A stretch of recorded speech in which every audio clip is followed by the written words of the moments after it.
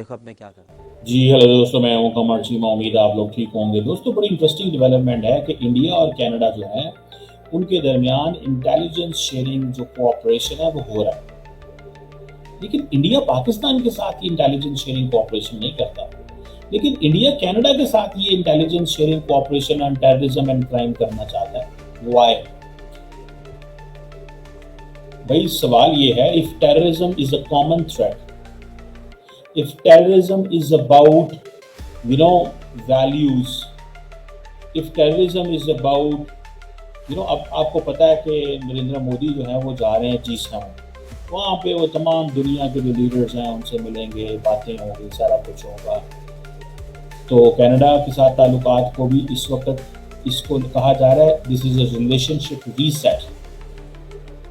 और ये जो नया मैकेनिज्म डेवलप हो रहा है that is going to be robust in scope, और ये बड़े हाई लेवल ऑफिशियल्स पे ये इंगेजमेंट हो रही है दोनों मुल्कों के दरमियान और रिगार्डिंग द सिक्योरिटी इंफॉर्मेशन। और ये सिर्फ जिसे वो कहते हैं ना, ये पुलिस लेवल से शुरू होगा and over the period of time ये इंटेलिजेंस एजेंसीज तक जाएगा। सो अगर ये पुलिस लेवल पे शुरू हो रहा है तो there is a message in it, और वो मैसेज ये है कि India first will have to cooperate.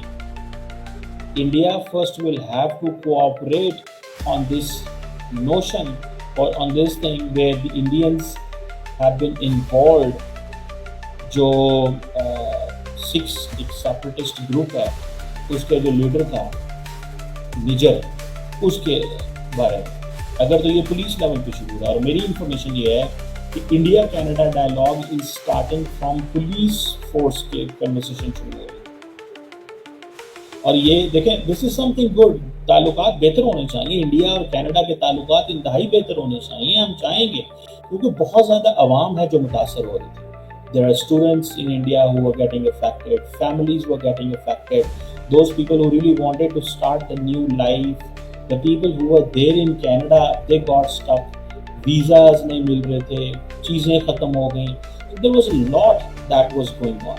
और अमेरिका, उस वक्त अमेरिका में जो लीडरशिप थी वो चाहती थी कि बेसिकली मार्क जो जस्टिन, क्या नाम है उनके, जस्टिन ट्रूडो जो है, वो कोई ऐसा स्टेप लें कि थिंग्स टू बी बेटर। ये लीडरशिप चेंज हो गई है, इस लीडरशिप ने आकर डिफरेंट फैसले ले लिए, और वो अब अमेरिका के अंदर भी लीडरशिप चेंज है। और अमेरिकन भी समझते हैं कि भाई ठीक है, हमें इन चीज़ों में अब क्या पढ़ने की जरूरत है, जो होना था हो गया, जिस तरह चीज़ें चल रही थी। आपको पता है जस्टिन ट्रूडो जो है उन्होंने बहुत बड़ा स्टेप लिया था, और वो स्टेप बेसिकली उन्होंने अमेरिका के कहने पर लिया था कि अमेरिका जो है, अमेरिकन जो हैं वो बेसिकली चाहते थे कि इंडिया को थोड़ा टफ टाइम दिया जाए, नॉट जस्ट कि बिकॉज निजर के केस में, बस पन्नू के केस के अंदर।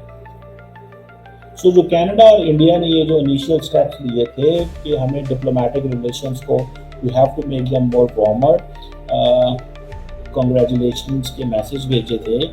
नरेंद्र मोदी ने भी आई थिंक कार्नी की जो विक्ट्री हुई थी उस पर फ़ोन कॉल की थी। फिर कार्नी ने जब ये पता चला कि G7 की मीटिंग में वो नहीं बुलाया जा रहा, लेट इनवाइट किया गया, इंडिया के अंदर तो समिता प्रकाश जैसी जर्नलिस्ट हैं, उन्होंने कहा हमें G7 की क्या जरूरत है, हम G7 को क्या समझते हैं, ये होते कौन है हमें बताने वाले, हम ऐसे कर देंगे वैसे कर देंगे। जो एक वो राइट विंग जो जर्नलिस्ट होते हैं उनका एक स्टाइल होता है, ऑलवेज रिमेंबर, मैं आपको एक बात बताऊँ, right wing journalist are always like this.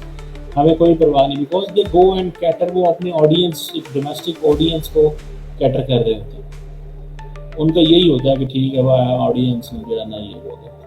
बहरहाल हमारे लिए ये इंटरेस्टिंग फेज है कि अगर इंडिया की फौज, इंडिया की इंटेलिजेंस एजेंसीज, इंडिया के रॉ, नेशनल सिक्योरिटी एडवाइजर ये समझते हैं कि हमें कनाडा के साथ तो इंटेलिजेंस शेयरिंग करनी चाहिए on terrorism and crime, why not with Pakistan, मसले को ख़त्म करें। आपको याद होगा थोड़ा अर्सा पहले अभी जो बिलावल भुट्टो जरदारी पाकिस्तान का डेलीगेशन लेके अमेरिका, इंग्लैंड और ब्रसल्स गए हुए थे, उन्होंने वहाँ पे क्या कहा था, उन्होंने कहा था उन्होंने कहा था ISI and raw must work together, दोनों को मिलकर काम करना चाहिए, and that is a good part, इसमें मैं एग्री करता हूँ, तो बिल्कुल मिलकर काम करना चाहिए।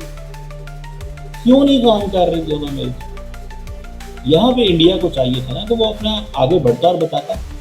खैर सिचुएशन तो ये थी ना कि जो कनाडा ने जस्टिन ट्रूडो के दौर में सऊदी अरेबिया, चाइना और इंडिया से ताल्लुकात खराब हुए थे।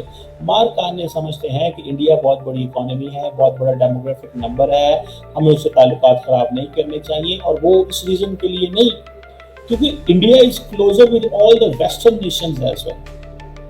तो Canada doesn't want to look different. Canada नहीं चाहता कि हम भी डिफरेंट नजर आए, वो चाहते हैं कि हम भी वैसे ही नजर आए जिस तरह है। सो पाकिस्तान की जो फौज है, it will always try to work with Indians. वो पाकिस्तान की ISI will try to work with Indians, if Indians and Indian government. लेकिन अगर इंडियन गवर्नमेंट ये फैसला करे कि भाई हमारा पाकिस्तान के साथ अगर हम डायलॉग करेंगे तो हमारी ईगो है, हमारे इलेक्टोरल गेन्स हैं, लेकिन कनाडा के साथ डील करेंगे तो आपको हमारा बिजनेस होगा। पाकिस्तान के साथ नहीं डील करनी, लेकिन कनाडा के साथ करना। ये चीज़ें जो है ना, मैं समझता हूँ कि दैट्स समथिंग वेरी सिग्निफिकेंट। ये बहुत सिग्निफिकेंट है मेरे लिए, तो कम से कम बहुत सिग्निफिकेंट है। मैं इसको बहुत ज़्यादा अहमियत देता हूँ कि ये जो अप्रोच है, इस अप्रोच को भी स्टडी करना चाहिए कि why Indians are doing this. उनको चाहिए, और मेरा ख्याल है कि ये मजीद दुनिया को इस चीज़ को एक्सप्लेन करना चाहिए। कमर चीमा ब्लॉग में कह रहा है कि जब भारत और कनाडा में टेररिज्म पर इंटेलिजेंस शेयरिंग की डील हो सकती है, तो इस तरह की डील भारत और पाकिस्तान में क्यों नहीं हो सकती? अगर कमर चीमा में जरा भी शर्म और गैरत होती तो यह सवाल ही नहीं उठाता। लेकिन जब सवाल उठाया है तो उत्तर भी सुन लो। चीमा, पाकिस्तान बिल्कुल भी विश्वास के काबिल नहीं है। भारत पाकिस्तान पर किसी भी तरह के मुद्दे पर विश्वास नहीं कर सकता। झूठ और मक्कारी में पाकिस्तान अव्वल नंबर पर है। पाकिस्तान बोलता कुछ और है, करता कुछ और। उदाहरण के लिए, एक तरफ लाहौर में भारतीय प्रधानमंत्री अटल बिहारी वाजपेयी के साथ लाहौर डिक्लेरेशन कर रहा था, दूसरी ओर कारगिल पर गैर कानूनी कब्जा जमा कर बैठ गया था। पाकिस्तान ने इस्लामी जिहाद के नाम पर आतंकवादियों की फौज पाल रखी है, जो उसके इशारे पर भारत के अंदर आतंकवादी हमले करते रहते हैं। पाकिस्तान ने इस्लामी आतंकवाद को भारत के साथ अपनी विदेश नीति का हिस्सा बना रखा है। पाकिस्तान में भारत और हिंदुओं से नफरत बहुत ज्यादा है।